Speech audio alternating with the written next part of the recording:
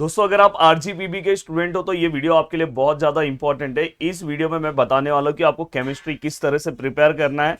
साथ में मैं आपको केमिस्ट्री का पेपर कैसा आएगा वो बताऊंगा। यूनिट वाइज आपको कौन कौन से टॉपिक पे फोकस करना चाहिए और ये टॉपिक कैसे कवर करना चाहिए कम टाइम में, सब चीज़ें बताने वाला हूँ। तो प्लीज़ वीडियो को लाइक कर दो और इस वीडियो को अपने दोस्तों के अलग अलग ग्रुप्स में जितना शेयर कर सकते हो उतना शेयर करो। अगर आप हमारे चैनल पर फर्स्ट टाइम आए हो तो प्लीज़ यहाँ से हमारे चैनल को सब्सक्राइब कर दो। हमारा दूसरा चैनल है प्रदीप गिरी एकेडमी लाइव, प्लीज़ उसे भी जाके सब्सक्राइब कर दो। वहाँ पे भी बहुत सारी चीज़ें आती है आपसे रिलेटेड इंपॉर्टेंट, और वहाँ पे लाइव चालू होगा। अगर चाहते हो कि नेक्स्ट सेमेस्टर की चीज़ें वहाँ पे अच्छे से और आए तो प्लीज़ जाके उस चैनल को भी आप सब्सक्राइब कर दो। अब चलते हैं दोस्तों, वन बाय वन चीज़ों को स्टार्ट करते हैं और प्लीज़ हर बच्चा नीचे कॉमेंट करेगा। तो देखो सबसे पहले मैं आपको बता दूँ कि आपका पेपर किस तरह से आएगा, पहले वो मैं बता दूं कि आपको ये पता होना चाहिए पेपर में क्या पेपर आने वाला है। तो देखो दोस्तों यहाँ पे आपको ये पता होना चाहिए टोटल नंबर ऑफ क्वेश्चंस कितने होंगे। टोटल नंबर ऑफ क्वेश्चंस हमें 8 क्वेश्चंस दिया होगा और उसमें से हमें कितने क्वेश्चंस कवर करने होंगे दोस्तों, 5 क्वेश्चंस हमें अटेम्प्ट करने होंगे। तो इससे एक बेसिक आइडिया ये मिलता है कि मैं मोस्ट ऑफ द टॉपिक्स अगर मैं कवर, जैसे 1-2 टॉपिक्स अगर मैं स्किप कर देता हूँ तो भी चलेगा। अब यहाँ पे मैं आपको बताना चाहता हूँ, जैसे देखो यहाँ पे ये क्वेश्चन नंबर 1 है, तो क्वेश्चन नंबर 1 में यहाँ पे ए और बी इस टाइप के जनरली क्वेश्चन अभी तक पूछे जा रहे थे। क्वेश्चन नंबर 2 में ए और बी, देन क्वेश्चन नंबर 3 में ए और बी, देन इसके बाद क्वेश्चन नंबर 4 में अगर मैं बात करूँ तो ए और बी, देन क्वेश्चन नंबर 5 में अगर बात करूँ तो ए और B, and then question number 6 में ए और बी, एंड देन दोस्तों क्वेश्चन नंबर 7 में ए और बी, और देन दोस्तों क्वेश्चन नंबर 8 में ए और बी।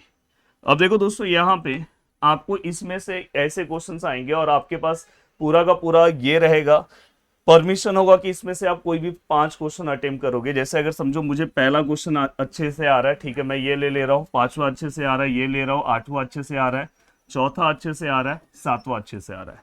तो अगर हम देखें तो 1 2 3 4 5 टोटल हमने 5 क्वेश्चंस ले लिए। बचे हुए ये 3 क्वेश्चंस नहीं करोगे चलेगा, बट याद रखना अगर आप क्वेश्चन नंबर 5 ले रहे हो तो इसके दोनों ही अटेम्प्ट करना है। ऐसा नहीं कि इसका ए ले लेंगे 6 का बी ले लेंगे, नहीं चलेगा।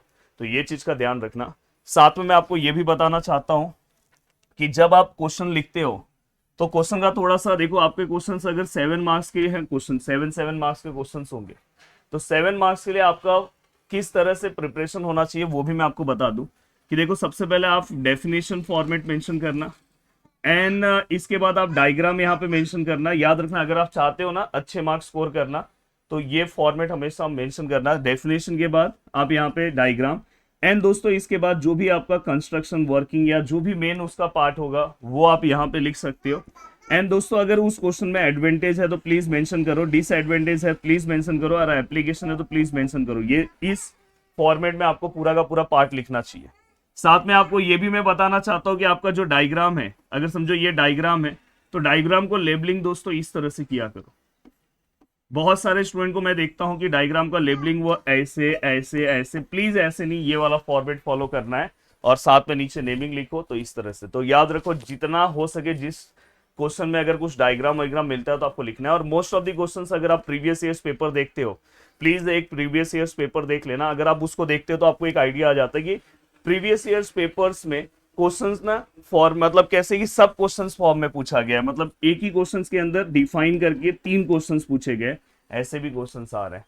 तो ओवरऑल आपको 2 पेपर्स तो देख लेना चाहिए। अगर आपको पेपर्स चाहिए तो आप नॉर्मली गूगल पे जाओगे, आरजीपीबी प्रीवियस ईयर केमिस्ट्री पेपर्स आप सर्च करोगे, फर्स्ट ईयर इंजीनियरिंग, तो आपको तुरंत मिल जाएगा। अब देखो दोस्तों यहाँ पे, ठीक है, ये सब चीजें मैंने बता दिया। अब मैं यूनिट वाइज आ रहा हूँ। अब देखो दोस्तों टोटल अपने यहाँ 7 यूनिट्स है।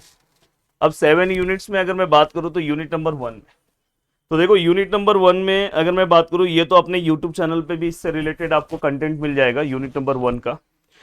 जहां पे अगर मैं बात करूँ तो वाटर एनालिसिस एंड ट्रीटमेंट, ये वाला जो टॉपिक है, तो उसमें जो आपको सबसे पहला एक इम्प्योरिटी वाला टॉपिक भी यहाँ पे अगर आपको चाहिए तो कर लो। देखो ये वाला सबसे मेन टॉपिक है, हार्डनेस क्या होता है, तो आपको डेफिनेशन फॉर्म में पूछ सकते हैं और उसका यूनिट्स पूछ सकते हैं। देन देखो मैं आपको एक और सजेशन देना चाहता हूँ, कोई भी अगर आप थियरी पेपर तैयार कर रहे हो तो आप अपना सिलेबस सामने रखो और सिलेबस सामने रख के जो सिलेबस में पॉइंट पूछा है उस पॉइंट को अच्छे से आप रेडी कर लो, और चाहिए तो आप प्रीवियस ईयर्स पेपर्स रखो, देखो कि प्रीवियस ईयर्स पेपर्स में कौन से question most of the time पूछे गए हैं, देन उसके अकॉर्डिंग आप फटाफट कवर कर सकते हो। इसमें आप हेल्प लेने के लिए सबसे अच्छा हेल्प चैट जीपीटी का ले सकते हो, जहां पे अगर कुछ चीजें नहीं समझ में आ रही, जैसे देखो determination of hardness by EDTA method in simple language, ChatGPT में डालो, आपको बहुत ही अच्छे से, आप चाहिए तो 2-3 मिनट में आप पूरा टॉपिक रेडी कर सकते हो। तो ये मैं आपको एक बहुत ही सिंपल तरीका बता रहा हूँ जो स्टूडेंट का कुछ भी नहीं पढ़ के हुआ है। एंड दोस्तों इसके बाद हार्डनेस के ऊपर जो न्यूमेरिकल्स होंगे वो आपको कवर करना चाहिए। तो इस टॉपिक में आपको ये ध्यान रखना है। लास्ट में दोस्तों इसी में एक टॉपिक है जो अपने को स्किप नहीं करना है, एक second, अल्केनिटी and it's determination.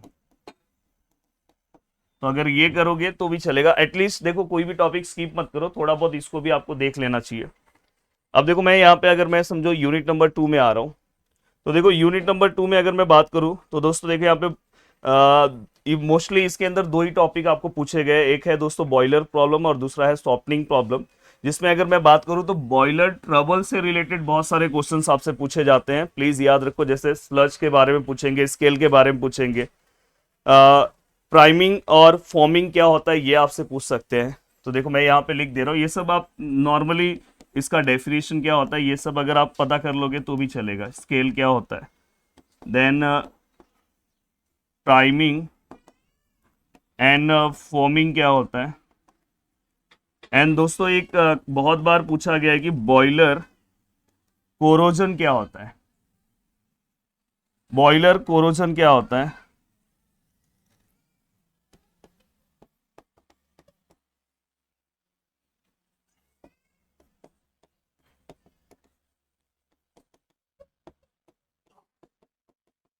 Embrittlement. तो देखो ये आपको ये सब के बारे में ना ज्यादा नहीं, कम से कम एक एक दो दो लाइन भी पता रहेगा तो आपका काम हो जाएगा, तो ये चीज का ध्यान रखना। एंड दोस्तों इसके बाद यहाँ पे सॉफ्टनिंग मेथड के अंदर जनरली 2 मेथड सबसे ज्यादा पूछा जाता है। ये देखो इस एक्चुअली इसके अंदर 3 मेथड है, पर कम से कम ये 2 तो कम से कम आप कर लो, लाइम सोडा मेथड और बाद में जियोलाइट मेथड, और एक और है दोस्तों इसके अंदर आयन एक्सचेंज मेथड है। ये थोड़ा अच्छे से क्वेश्चन कर लेना। तो इसके अंदर अगर आप ये क्वेश्चन कवर कर लोगे, और इससे रिलेटेड न्यूमेरिकल्स भी पूछे जाते हैं दोस्तों इससे रिलेटेड। एंड दोस्तों अगर मैं बात करूं, अब मैं आपको एक और सजेशन देना चाहता हूं, अगर आप पूरा कुछ भी नहीं कर पा रहे हो तो एटलीस्ट कोई, देखो अपने को 8 क्वेश्चन में से 5 क्वेश्चन अटेम्प्ट करना है, तो आप थोड़े बहुत क्वेश्चन स्किप भी कर सकते हैं। मतलब एक दो टॉपिक अगर आप नहीं पढ़ के जाते हो तो भी चलेगा, पर जो पढ़ रहे हो कम से कम दोस्तों मोर देन 3 यूनिट्स और लेस देन 4 यूनिट्स, मतलब कि 4 यूनिट के आसपास मैक्सिमम आप पढ़ के रखो। 4 यूनिट अगर आप पढ़ के रखते हो तो आपका काम लगभग हो जाएगा।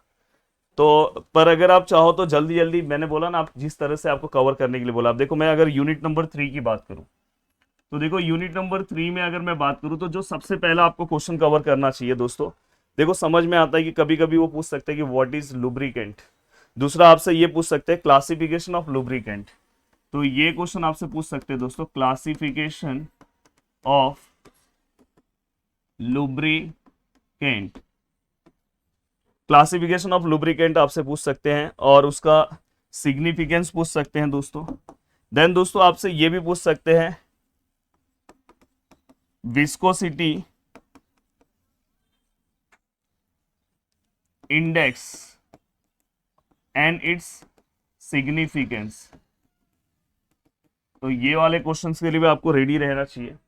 अब ये होने के बाद दोस्तों नेक्स्ट आपको छोटे मोटे पॉइंट्स पूछ सकते हैं कि अगर डेफिनेशन टाइप में कि फ्लैश पॉइंट क्या होता है, फ्लैश एंड फायर पॉइंट क्या होता है दोस्तों, ये आपको पता होना चाहिए। मैंने बोला ना ये आप चैट जीपीटी में डालोगे ना फटाफट एक एक लाइन में आपको जल्दी जल्दी मिलता जाएगा। क्लाउड एंड पोर पॉइंट क्या होता है ये। देन इसके बाद एनिलीन पॉइंट क्या होता है, एसिड नंबर क्या होता है दोस्तों, एसिड नंबर। देन इसके बाद सेफोनिफिकेशन नंबर। एंड दोस्तों इसके बाद स्टीम इमल्सिफिकेशन नंबर। तो देखो बस ये डेफिनेशन टाइप्स में आपको फटाफट कवर कर लेना चाहिए, या तो मतलब मैंने बोला ना एक डेफिनेशन और 2-3 पॉइंट अगर उससे रिलेटेड आपको पता है तो जल्दी आपका कवर हो जाएगा। एंड दोस्तों ठीक है, ये अगर आपने कवर कर लिया तो अब नेक्स्ट आपको क्या ध्यान रखना है, नेक्स्ट अगर मैं बात करूं यूनिट नंबर 4 का, तो देखो यूनिट नंबर 4 में जो आपको सबसे पहले क्वेश्चन कवर करना चाहिए वो है दोस्तों टाइप्स ऑफ पॉलीमराइजेशन। ध्यान से सुनो। देन दोस्तों थर्मोसेटिंग एंड थर्मोप्लास्टिक के बीच में डिफरेंस बिटवीन आपको आ सकता है। एंड दोस्तों इसके बाद प्रिपरेशन प्रॉपर्टीज एंड यूजेस, जिसके अंदर दोस्तों आपको कुछ पॉलीमर्स के एग्जांपल दिए गए हैं सिलेबस में, जैसे पीबीसी है, पीएमएमए है, टेफ्लॉन है, नाइलॉन 6 है, नाइलॉन 66 है, जो आपने ऑलरेडी 12th में थोड़ा बहुत इसके बारे में पढ़ा होगा। पॉलिस्टर फिनॉल, फॉर्मल्डिहाइड है, बाद में यूरिया फॉर्मल्डिहाइड है, ब्यूना एन, ब्यूना एस और वल्कनाइजेशन ऑफ रबर। तो ये जो है बस इसका आप यूजेस एंड प्रॉपर्टीज सभी के 3-3 4-4 अगर पढ़ के रखोगे तो आपका काम हो जाएगा। मतलब चाहो तो 1-1.5 घंटे में आप ये यूनिट कवर कर सकते हो। अब बचा है unit number 5, unit number 6 and unit number 7।